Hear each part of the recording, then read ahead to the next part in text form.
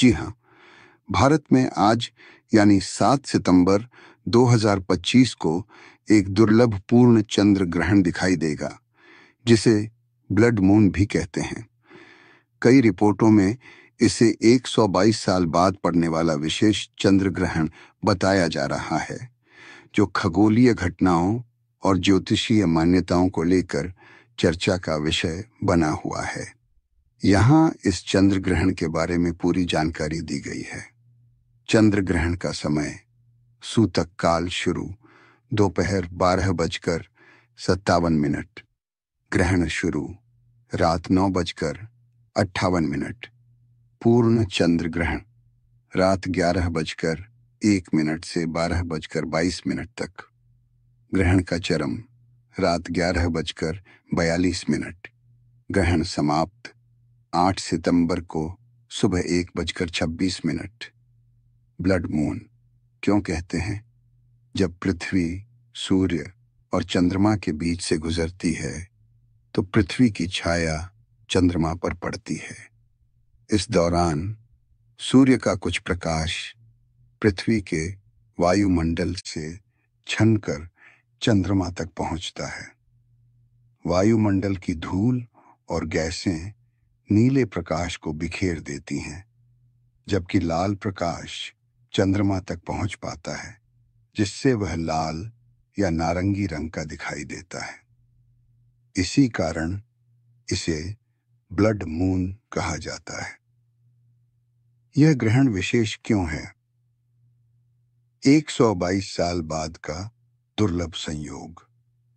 कुछ रिपोर्टों में बताया गया है कि यह ग्रहण 122 साल बाद पड़ने वाला एक दुर्लभ संयोग है, जिसने वैज्ञानिक और धार्मिक दोनों क्षेत्रों में जिज्ञासा पैदा की है।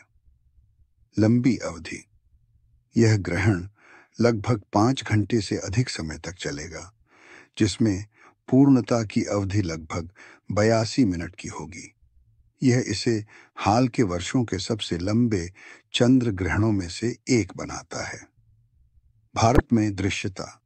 भारतीय खगोलीय सोसाइटी ASI और मौसम विभाग के अनुसार यह ग्रहण भारत के सभी हिस्सों से पूरी तरह से दिखाई देगा।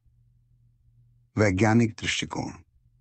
विज्ञान की दृष्टि से यह एक सामान्य खगोलीय घटना है। आर्यभट्ट जैसे प्राचीन भारतीय खगोलविदों ने भी इसे पृथ्वी की छाया का खेल बताया था। वैज्ञानिकों के अनुसार इस घटना को खुली आंखों से देखना पूरी तरह सुरक्षित है। आप इस दुर्लभ खगोलीय घटना को बिना किसी विशेष उपकरण के देख सकते हैं। यह पूरी तरह से सुरक्षित है और आप इसे नंगी आंखों से देख सकते हैं। यदि आपके पास दूरबीन है तो आप इसका उपयोग कर सकते हैं ताकि चंद्रमा को और अधिक स्पष्ट रूप से देख सकें। अभी हम समझते हैं कि चंद्र ग्रहण का इस्लाम में क्या महत्व है। चंद्र ग्रहण यानी लूनर एक्लिप्स को इस्लामिक दृष्टि से काफी अहमियत दी गई है। इस्लाम में इस प्रकार के ग्रहण को एक निशानी माना गया है। इसका कोई खास इबादत या रोज़ा रखने का हुक्म नहीं है, लेकिन कुछ हदीस में इसके दौरान दुआ करने की सलाहत दी गई है। इस्लामिक अकायद के मुताबिक ग्रहण का आना अल्लाह की कुदरत की निशानी है और इससे अल्लाह की तरफ से खुदाई इशारा समझा जा सकता है। इस दिन अल्लाह से माफ़ी, हिदायत और बरकत की दुआ करना अच्छा माना जाता है। अगर आप चंद्र ग्रहण के दौरान नमाज या दुआ करना चाहते हैं तो कुछ लोग इससे सलात अल-कुसूफ यानी ग्रहण की नमाज के रूप में भी देखते हैं, जो किसी भी प्रकार के ग्रहण के समय अदा की जाती है। इस प्रकार चंद्र ग्रहण को इस्लामिक धर्म में महत्व दिया गया है, लेकिन इसका कोई ठोस फर्ज या हुक्म नहीं है। अल्लाह से दुआ और इबादत करना सबसे महत्वपूर्ण है।